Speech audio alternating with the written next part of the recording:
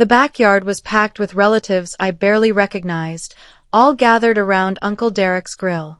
Smoke curled into the summer air as he flipped burgers with theatrical flair. I stood near the fence, hoping to blend into the background. Then Derek's booming voice cut through the chatter like a knife. "Hey everyone, let's give a round of applause to Lena Marquez, our family's official college dropout." His words hung in the air, heavy and cruel.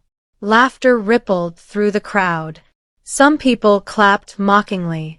Others just stared at me with pity in their eyes. My face burned hot. I wanted to disappear into the grass beneath my feet. Derek waved his spatula like a microphone, grinning wide. "Couldn't handle real education, huh? That's okay, not everyone's cut out for success." More laughter. My aunt covered her mouth, trying to hide her smile. I gripped my phone in my pocket, fingers trembling against the screen. The contract. The one I'd signed just yesterday. The one that would change everything. But nobody here knew about it yet. Nobody suspected what I'd accomplished while they whispered behind my back. I looked Derek straight in the eye and whispered under my breath, "He has no idea what he just started. My name is Lena Marquez, and I'm 22 years old. I was the first person in my entire family to go to college. My parents cried when I got my acceptance letter. For 2 years, I pushed through classes, working 3 part-time jobs just to afford textbooks and rent. Then everything collapsed. Medical bills piled up after my mom's accident.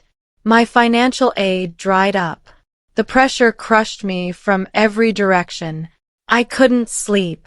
I couldn't focus. Every morning felt like drowning. So I made the hardest choice of my life. I withdrew from college. My family treated it like I'd committed a crime. Whispers followed me everywhere. Such a waste. She gave up so easily. What will people think? Uncle Derek became my loudest critic. At every gathering, he'd find new ways to humiliate me. He'd ask about my brilliant future with a smirk. He'd tell stories about successful cousins, then glance my way meaningfully. But while Derek mocked me, I was teaching myself to code. I freelanced late into the night, building websites and apps for small businesses. Then one startup noticed my work. My phone buzzed in my pocket. A message from Marcus Chen, the startup's CEO. My heart jumped as I read it.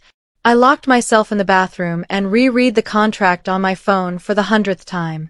Official partnership agreement. 6-month collaboration. Compensation package that made my hands shake. This wasn't some gig. This was real.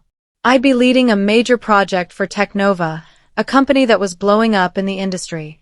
The bathroom door felt like the only safe place in this house full of people who'd written me off. I stared at my signature on the digital document. Lena Marquez. Not a failure. Not a dropout. A contracted project lead. But the contract felt fragile somehow, like it might vanish if I celebrated too soon. What if I messed up? What if they realized they'd made a mistake hiring someone without a degree? Doubt crept in, cold and familiar. A new message popped up from Marcus. "Hey Lena, just confirming, you're still good to present the beta next week at our investor meeting? This is huge for us. Need my rock star." My throat tightened. Presenting to investors. Real stakes. Real pressure. I heard footsteps outside the bathroom. Derek's voice echoed through the door. "Lena hiding again? Guess reality's too much for some people." I gripped my phone tighter and typed back to Marcus, "I'll be ready." I found Derek in the kitchen, refilling his beer. He saw me and his mouth twisted into that familiar sneer. The fluorescent light made his face look harsh and mean. He moved to block my path, cornering me near the refrigerator. "So, Lena, what's your plan?" he asked, voice dripping with fake concern. "You gonna flip burgers forever? Or maybe try community college when you're 30? He laughed at his own joke. Actually, scratch that. You'd probably quit that too. My jaw clenched. I wanted to tell him everything right then. About Technova. About the contract burning a hole in my pocket. About the presentation that would change my entire life. But something held me back. I'm working on something, I said quietly. Oh yeah. What? Some imaginary startup. Derek took a long drink, then wiped his mouth with the back of his hand. Let me give you some advice, kiddo. The real world doesn't care about your feelings. You quit when things got hard. That's a pattern. You'll quit everything. He pushed past me, shoulder checking me deliberately. As he walked away, I heard him talking to my aunt in the next room. She's telling people she has some big contract now. Making up stories to feel better about herself. It's honestly sad. My hands balled into fists. The humiliation felt like fire in my chest. He was telling everyone I was lying. By the time I left that night, Derek's poison had spread through the entire family. My aunt cornered me at the door, her voice tight with concern that felt more like accusation. Lena, honey, are you feeling okay? Derek mentioned you've been, well, making up some stories about work. I'm not making anything up, I said, but my voice came out defensive and weak. It's just that, with everything you've been through, the stress of dropping out. She put her hand on my arm, squeezing gently. Sometimes our minds create things to protect us. Have you thought about talking to someone? I pulled away. I don't need therapy. I have a real contract with a real company. She exchanged a look with my uncle across the room, that look adults give each other when they think someone's losing it. Even my mom, standing nearby with a dish towel, had doubt written all over her face. Her eyes were soft with worry, like she was watching me break down. If this contract is real, why haven't you shown anyone?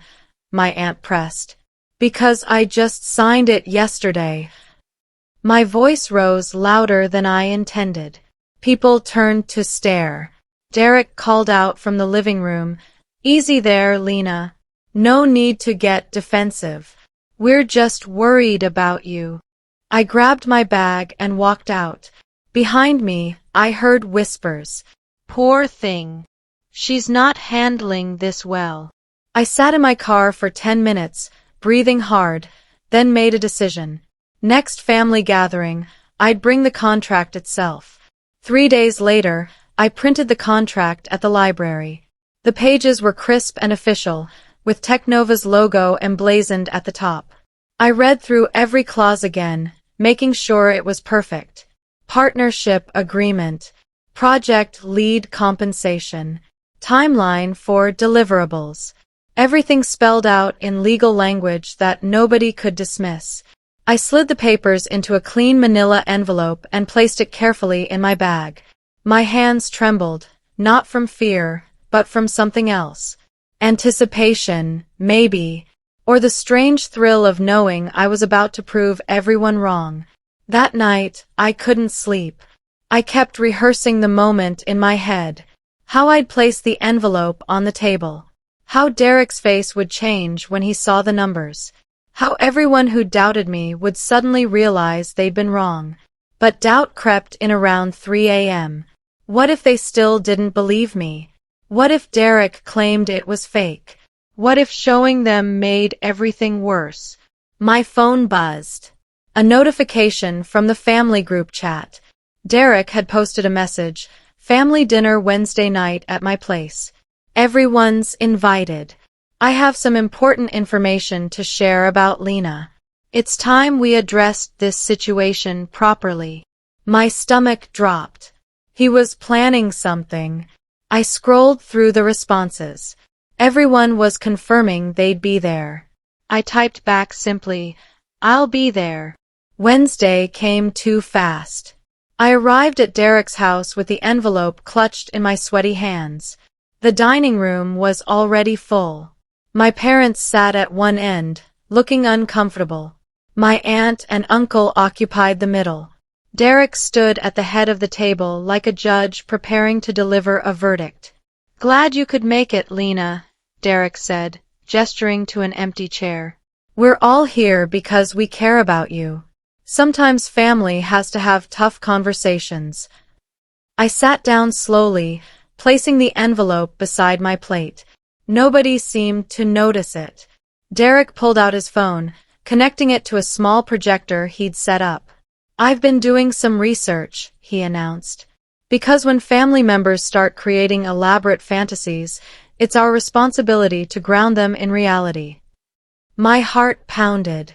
The projector lit up the wall with an image, screenshots of my college withdrawal forms, official documents with dates and signatures, proof that I'd left school. "This is from the university registrar," Derek explained, pointing with a laser pointer like he was giving a presentation. "As you can see, Lena Marquez officially withdrew in March 2 years ago. She quit. Gave up. And now she's telling people she has some big tech contract." He looked around the room. "I think we all know what's really happening here." Silence. Everyone stared at me. My mom's eyes were wet with tears. My dad looked angry, at Derek or at me, I couldn't tell. I reached for the envelope and placed it in the center of the table. "I do have a contract." The envelope sat there like a bomb waiting to explode. Everyone stared at it. Derek's confident expression flickered for just a second before returning. He crossed his arms, leaning back in his chair. "Another piece of paper doesn't prove anything," he said. But his voice had lost some of its certainty. I opened the envelope slowly, deliberately. The pages slid out, crisp and official. I placed the contract face up on the table where everyone could see. The Technova logo gleamed under the dining room light. My aunt leaned forward, squinting at the text. "Partnership agreement," I read aloud, my voice steady now. "Between Technova Solutions and Lena Marquez. Project duration, 6 months, with option to extend. Compensation package including base payment, performance bonuses, and equity options." I looked up at Derek. "Want me to read the dollar amounts?" Gasps rippled around the table. My dad grabbed the contract, reading frantically. My mom covered her mouth with both hands.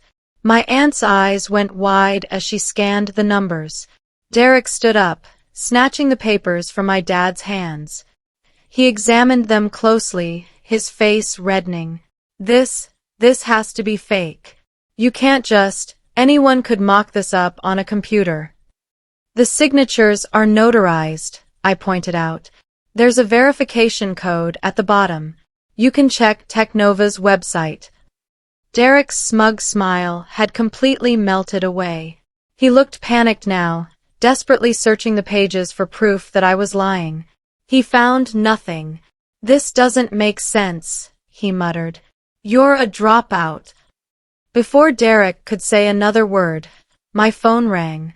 The sound cut through the tension like a blade. I glanced at the screen. Marcus Chen, the CEO, calling right now. "I should take this," I said, my voice barely above a whisper.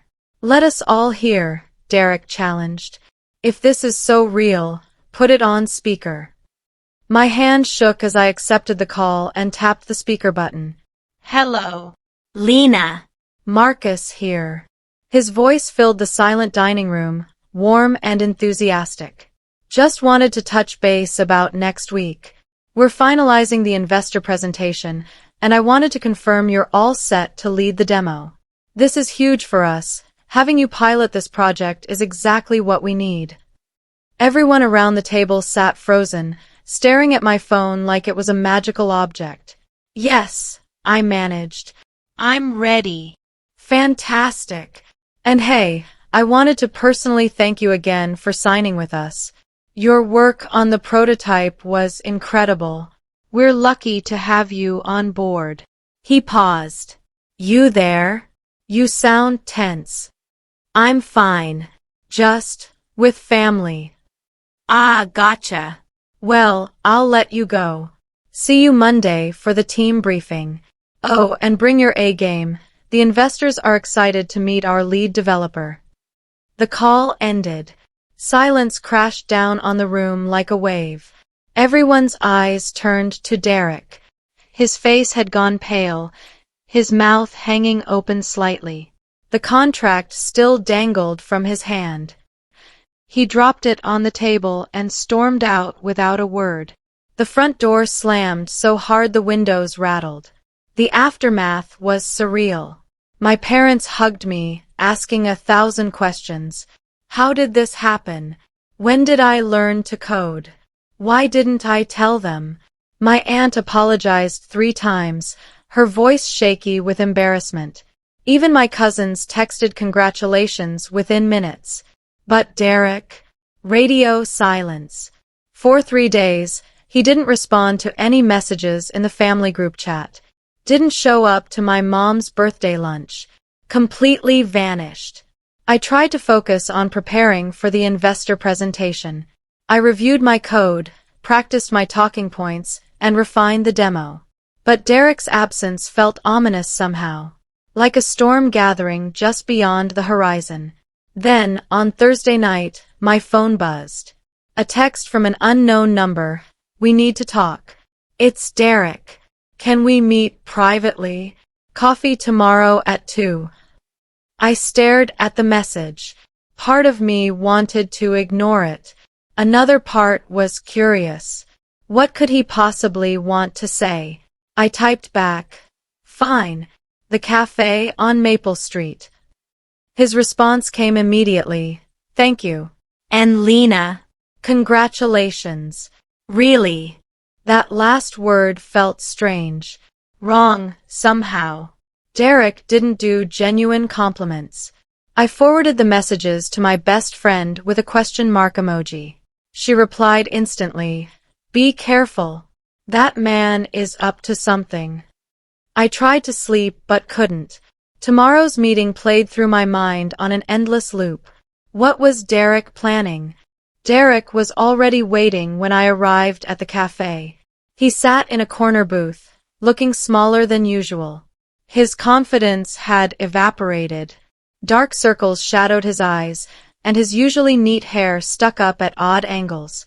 He didn't even have coffee in front of him. I slid into the seat across from him, staying silent. Let him speak first. "Thanks for coming," he said quietly. He wouldn't meet my eyes. "I know I don't deserve your time." "You're right. You don't." He flinched. "I need to tell you something. Something I haven't told anyone else." He finally looked up, and I saw something I'd never seen in Derek before. Genuine fear. "I lost my job 6 weeks ago. Got laid off. The family doesn't know. I've been pretending to go to work every day." My anger softened just slightly. "I'm sorry. The thing is..." He leaned forward, hands clasped together like he was praying. "I've been applying everywhere. Nothing's working. Then I saw your contract, saw you're working with Technova, and I thought..." He trailed off. "You thought what?" "That maybe you could help. Put in a good word. They must be hiring for other positions. I have management experience. I could." "No," I said immediately. Derek's expression hardened. "I'm family. Family." I laughed, a harsh sound. "You humiliated me in front of everyone. You told people I was making things up. You tried to prove I was lying. I made a mistake. You made dozens of mistakes. Years of them." I stood up, grabbing my bag. "I hope you find something. Really. But I'm not helping you." As I walked away, I heard him whisper behind me, "You'll regret this." 3 days after our cafe meeting, I got a concerned email from Technova's HR department. Subject line, "Online activity concerns." My stomach dropped as I opened it. "Dear Lena, We've been made aware of some social media posts questioning your qualifications and suggesting you obtained your position through improper means. While we have complete confidence in your abilities, we wanted to make you aware of the situation. Please see the attached screenshots. I opened the attachments with shaking hands. Anonymous Twitter posts, Reddit threads, even comments on Technova's LinkedIn page, all saying similar things. Lena Marquez is unqualified. She got hired through connections, not merit. College dropout with no real experience. The posts were careful, never quite crossing into obvious lies. But together, they painted a picture of me as a fraud. My face burned with rage and humiliation. Who would do this? Then I noticed something. Each post used similar phrasing. Same writing style. Same unusual spacing between sentences. I'd seen that pattern before, in Derek's family group chat messages. I spent the next 2 hours digging. Using tools I'd learned while building websites, I traced the IP addresses. The Reddit account, created 3 days ago. The Twitter profile, same day. All posts coming from the same location, an address I recognized immediately. Derek's house. I took screenshots of everything. The posts. The IP traces. The account creation dates. I compiled them into a folder, hands trembling with fury. He was trying to destroy my career before it even started. I drafted an email to HR, explaining the situation calmly and professionally, attaching all my evidence. My finger hovered over the send button. I hit send at midnight, then lay awake until dawn waiting for a response. When it came, the tone was serious. Thank you for bringing this to our attention. We take harassment of our employees very seriously. We're forwarding this to our legal team for review. Please document any further contact with this individual. That afternoon, my phone rang. Marcus himself. Lena, I saw the HR report. Are you okay? I'm fine. I lied. This Derek person, he's really your uncle? Marcus sounded incredulous. His own family member? Yeah. He's complicated. Well, he just became our problem too. He actually applied for a position here last week. Used you as a reference without asking. Marcus paused.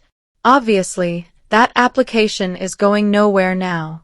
In fact, our legal team wants to have a conversation with him about the online posts. This could be considered defamation. My heart pounded. You're calling him in? Friday afternoon. HR wants to address this directly. They might ask you to be there too, just to corroborate the timeline. Is that okay? I thought about facing Derek again, about watching him squirm under official scrutiny. Part of me wanted to refuse, to just let it go and move forward. But another part, the part that still burned from years of humiliation, wanted to see this through. I'll be there, I said. Good. And Lena, don't let this shake you. You earned your position. This changes nothing about your value to us. After the call ended, I sat in my apartment, processing everything. Derek had tried to destroy me, and instead, he destroyed himself. His application rejected. His actions documented. His lies exposed. My phone buzzed. A text from an unknown number. I know what you did. Friday came wrapped in anxiety. I arrived at Technova's office early, checking in with the receptionist. She directed me to a small conference room on the 3rd floor. Inside, 2 HR representatives sat with laptops open.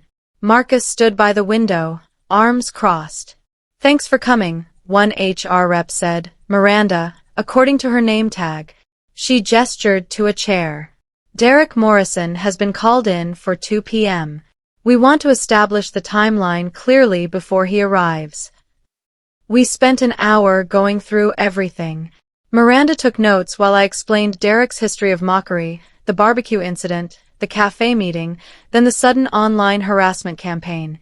I showed them additional screenshots I'd gathered, more posts from that same IP address, all targeting my credibility. "He's your mother's brother?" Miranda asked, confirming details. "Yes." "And he knew you were starting with us?" "He saw the contract at a family dinner, then asked me to recommend him for a job. I refused." Marcus shook his head. "So this is retaliation." At exactly 2 p.m., the receptionist called. Derek had arrived. My stomach flipped. Miranda asked if I wanted to wait in an adjacent room, but I said no. I needed to see this. Derek entered wearing a suit that looked brand new, clearly bought for job interviews. When he saw me, his face drained of color. "Lena? Why are you here?" "Please sit down, Mr. Morrison," Miranda said calmly. "We need to discuss your recent online activity." Derek's eyes went wide. He knew he'd been caught. Miranda slid a printout across the table, screenshots of every post Derek had made. His hands trembled as he picked up the papers, scanning them. I watched emotions flash across his face. Shock, fear, then desperate calculation. "These aren't mine," he tried. "Someone must have." "The IP address traces back to your home," Miranda interrupted. "We verified it with our technical team. Additionally, the accounts were created days after your coffee meeting with Lena, which you've confirmed happened." Derek's jaw clenched. "This is ridiculous. I don't have to." "You used Lena as a reference on your job application without her permission," Marcus cut in. His voice was ice. "You then launched a systematic harassment campaign to undermine her credibility. We have timestamps. We have technical data.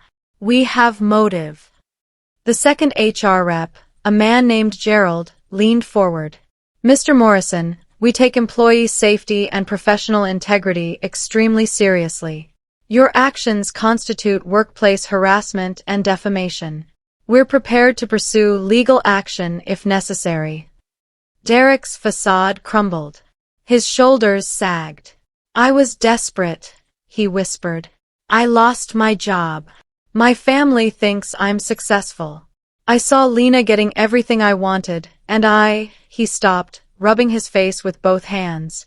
"You tried to destroy my reputation because you were jealous," I said quietly. Every word felt like releasing poison I'd held inside for years. "You spent years telling me I was a failure, making me feel worthless. And when I finally succeeded, you couldn't stand it." Derek looked at me, and for the first time, I saw genuine remorse in his eyes. "I'm sorry." "Your application has been rejected," Miranda stated. "Furthermore, you're barred from applying to any Technova position in the future." The meeting ended with Derek signing documents acknowledging his actions and agreeing to cease all harassment. He left without looking at anyone, shoulders hunched like he'd been physically beaten. I stayed behind, processing what had just happened. "You okay?" Marcus asked gently. "Yeah. Actually, I feel lighter." That evening, Derek sent me a barrage of texts. First apologetic, "I'm so sorry, I don't know what I was thinking." Then defensive, "You didn't have to destroy my whole career." Then angry, "You're vindictive and cruel, just like I always said." I didn't respond. Instead, I called my parents and explained everything. Derek's job loss, his harassment campaign, the company meeting. My mom was silent for a long moment before saying, "I can't believe he'd do that to you." 2 days later, Derek showed up at my apartment.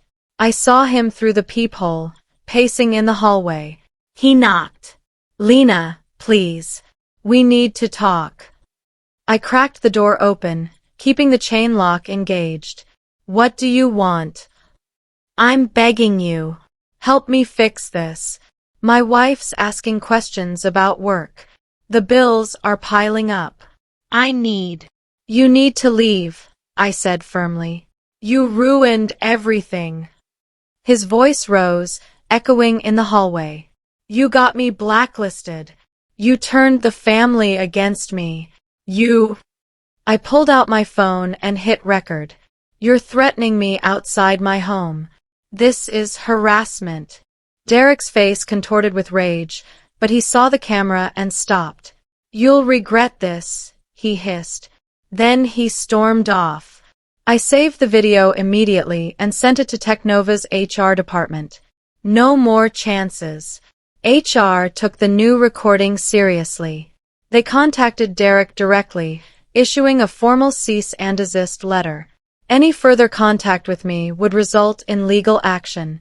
They also offered me additional security measures, escorting to my car, alerting building security about Derek's appearance. We protect our people, Miranda told me during a follow-up call. You've done nothing wrong. Focus on your work. I tried. The investor presentation was days away, and I needed to be sharp. I practiced my demo until I could run it in my sleep. I rehearsed answers to potential questions. I reviewed every line of code, looking for bugs or weaknesses. But Derek's words echoed in my head at random moments. You'll regret this. What did that mean? Was he planning something else? Then Marcus called with unexpected news. The investors loved your preliminary materials. They're so impressed that they want to extend the presentation time, give you a full hour instead of 30 minutes. This is huge, Lena. They're taking you seriously. My heart soared. Really? Really? And there's more. They want you to include a segment about your background. How you got into coding. Your journey to Technova. He paused. I know that might be personal, but it could be powerful. A segment about my background. About quitting college. About fighting through doubt and mockery to teach myself a skill that changed my life. About proving everyone wrong. I'll do it, I said. That night, I wrote out my story. Not names, but the truth. Family member who mocked me. Finding strength in adversity. Building something real despite the criticism. By midnight, I had a speech that made me cry. Word spread through the family about Derek's harassment campaign. My aunt called, horrified. I had no idea he was doing that. He told us he was applying for jobs, being productive. We never imagined. My dad was angrier than I'd ever heard him. He's not welcome at family events until he makes this right. Not just an apology. Real change. Cousins texted their support. Even relatives I barely knew reached out, saying they'd always believed in me. It felt strange to suddenly have everyone's approval after years of doubt. But Derek? He went silent. No texts. No calls. No angry confrontations. According to my aunt, he'd confessed everything to his wife, who was furious. They were in counseling. He'd started applying for jobs outside the tech industry, trying to rebuild. One evening, my doorbell rang. I checked the peephole, half expecting Derek. Instead, I found a courier with an envelope. Inside was a handwritten letter on plain paper. Lena, I know you don't want to hear from me. I understand. But I need you to know I'm getting help. Therapy. Dealing with my jealousy and insecurity. You didn't ruin my career. I did that myself. You deserved that contract. You earned it. I'm sorry for everything. I hope someday you can forgive me, but I understand if you never do. Derek. I read it 3 times, looking for manipulation or hidden anger. But it seemed genuine. Broken, even. I didn't respond. I wasn't ready for that. Maybe I never would be. My phone buzzed. Marcus, presentation is tomorrow. Get some rest. You've got this. Tomorrow. The biggest moment of my life. I tried to sleep but couldn't. At 2 a.m., I gave up and reviewed my materials one final time. The presentation day arrived bright and cold. I dressed in my best outfit, professional but comfortable. I'd learned from YouTube videos how to present confidently, how to make eye contact, how to control my breathing when nerves hit. I arrived at Technova's main conference room an hour early. The space was impressive. Floor-to-ceiling windows, sleek furniture, a massive screen for presentations. Marcus was already there, setting up equipment. "You ready?" he asked. "As ready as I'll be." The investors arrived at 10. 6 people in expensive suits, carrying tablets and coffee. They shook my hand, introduced themselves, names I recognized from tech articles and business magazines. I tried not to let my terror show. Marcus introduced me formally. "Lina Marquez, our lead developer on Project Echo. She's going to walk you through the beta and our implementation timeline." I took a breath and began. My voice shook at first, but steadied as I got into the technical details. I showed them the code architecture, explained the problem we were solving, demonstrated the beta interface. They nodded, asked questions, took notes. 40 minutes in, I reached the personal segment. Before I discuss next steps, I want to share how I got here. I paused, gathering courage. 2 years ago, I dropped out of college. Financial pressures, family circumstances, life got overwhelming. People told me I'd failed, that I'd never succeed without a degree. The room was silent. Everyone watched me.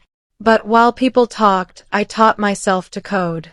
Late nights, online tutorials, endless practice. I built things.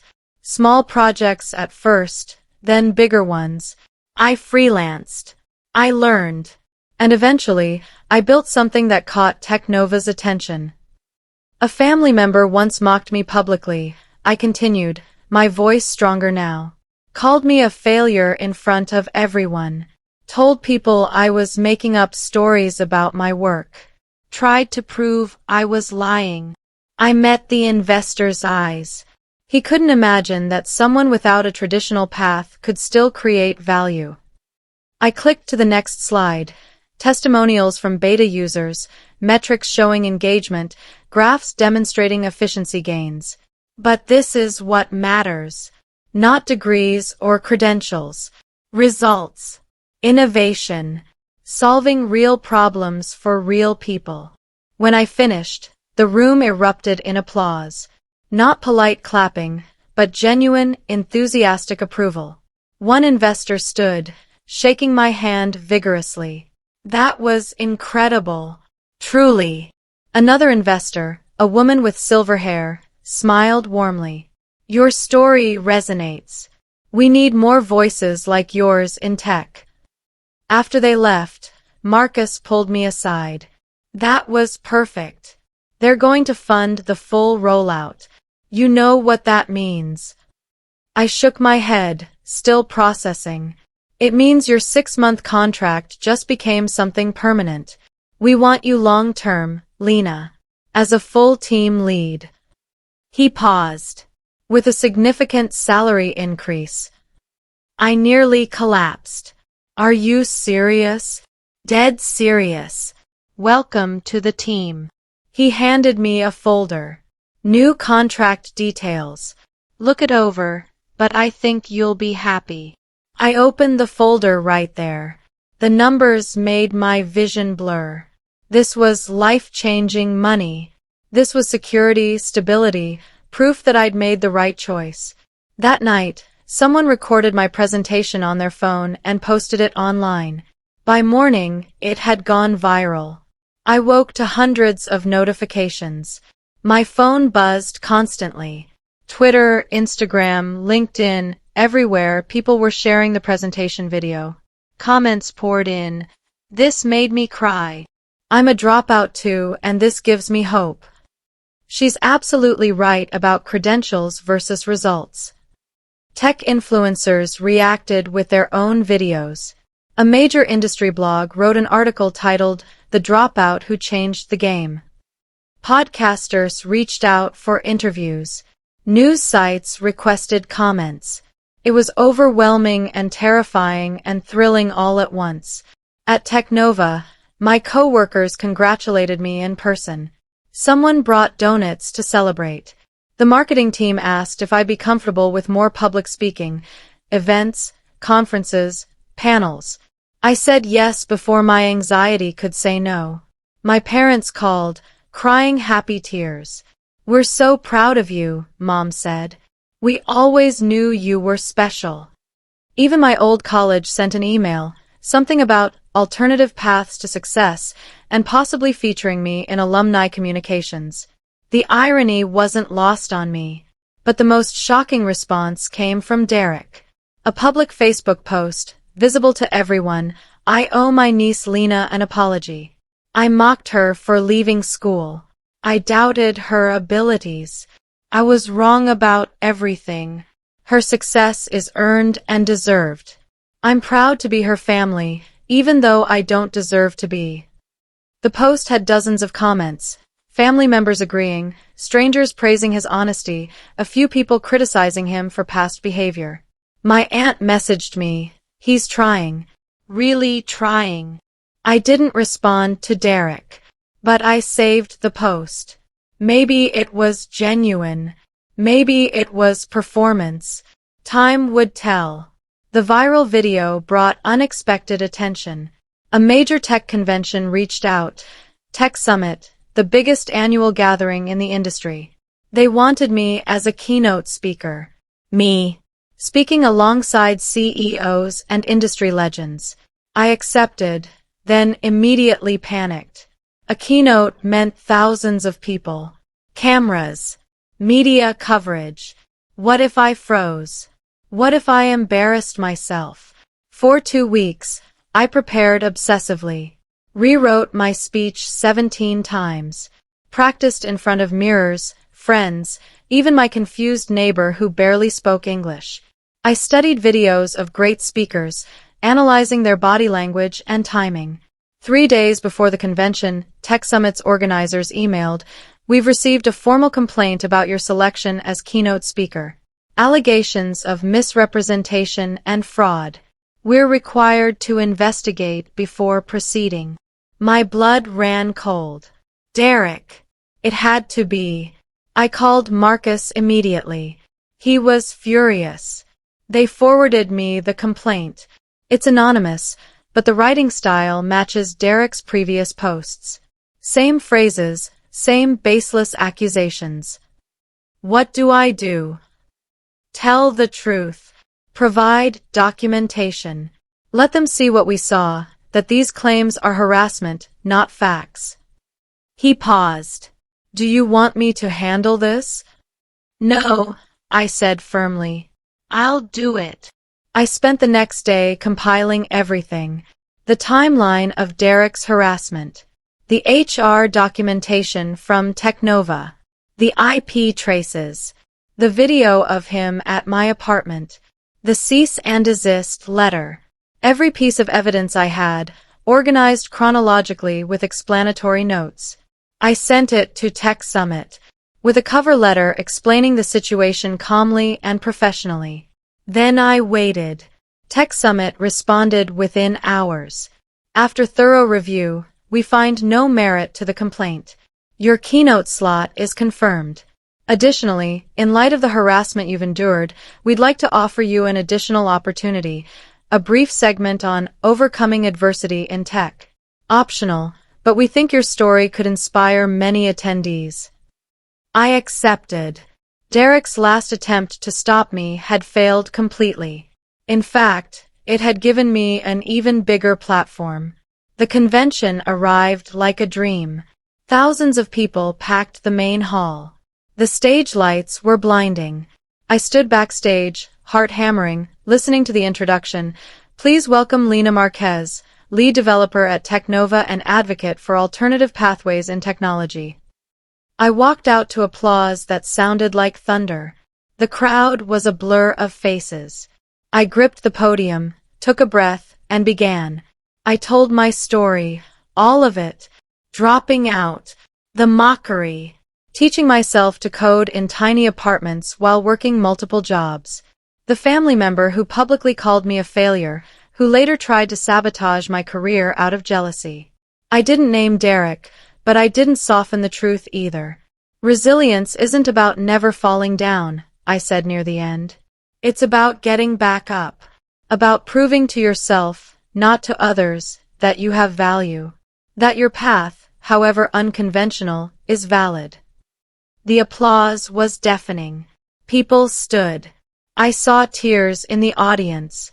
When I walked off stage, my hands were shaking so badly I could barely hold my phone. Within an hour, clips of my speech spread across social media. By that evening, it was trending. Comments flooded in by the thousands. The week after Tech Summit was surreal. Interview requests from major publications, Forbes, TechCrunch, Wired. Podcasters wanted my story. Universities invited me to speak to students about alternative education paths. LinkedIn exploded with connection requests. A literary agent reached out about writing a book. A documentary filmmaker wanted to feature my journey. It was too much, too fast. I had to hire someone just to manage the requests. Through it all, Derek stayed silent publicly. But according to my aunt, the viral speech had hit him hard. He'd watched it 3 times, she said, crying each time. His therapist apparently used it as a discussion point, confronting the harm he'd caused, processing his jealousy. He knows he can't fix what he broke, my aunt told me. But he's trying to be better. Not for you or for forgiveness. For himself. I didn't know what to do with that information. Part of me felt vindicated. Part of me felt sad for him. Mostly, I just felt tired. Then came an email that changed everything again. Subject line, leadership position opportunity. It was from Marcus, but copied Technova's entire executive team. Lena, your impact has exceeded every expectation. Your technical skills, leadership, and public presence make you invaluable. We'd like to offer you a permanent position as Director of Innovation, leading your own team, shaping company direction, full equity package.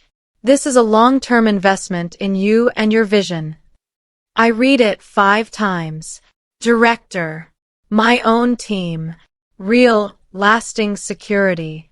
The kind of position people spend decades working toward, offered to me at 22. I called my parents. My mom answered, and I could barely get the words out through happy tears. 3 months later, I attended a family gathering. Same backyard where Derek had humiliated me, but everything felt different. I arrived wearing confidence like armor, carrying stories of my team's latest project success. Derek was there. We hadn't spoken since the letter. He stood near the grill, flipping burgers just like before, but his movements were quieter now. Humbler. When he saw me, he froze, spatula in hand. I walked over slowly. The crowd parted slightly, everyone watching. The air felt electric with tension. Lena, Derek said quietly. I didn't know if you'd come. I almost didn't. We stood in silence for a moment. Finally, he set down the spatula and looked at me directly. I'm sorry.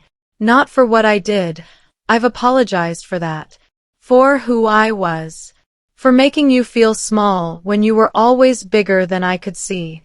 I studied his face, looking for manipulation. I found only exhaustion and genuine regret. I don't forgive you, I said honestly. Not yet. Maybe not ever. But I'm not angry anymore. He nodded slowly. That's fair. More than fair. I turned to walk away, then stopped. Derek, get help. Real help. Not for me. For yourself. I am, he said softly. Every week. As I moved through the party, relatives congratulated me, asked about work, treated me like someone who mattered. The shift was complete. I was no longer the family disappointment. I was proof that unconventional paths could lead somewhere extraordinary. Later, my dad pulled me aside. I'm sorry I doubted you. When you dropped out, I thought. He trailed off, eyes wet. I know, Dad. It's okay. Driving home that night, I thought about Derek's public humiliation at the barbecue, about the contract that changed everything, about every moment between then and now. Quitting college didn't ruin my life, but Derek's cruelty had almost ruined his. The difference. I chose to build something instead of tearing someone down. My phone buzzed. A message from Marcus. New project proposal ready for Monday. Your team's going to love this one. I smiled, typing back. Can't wait. The underdog story was over. The leader story was just beginning.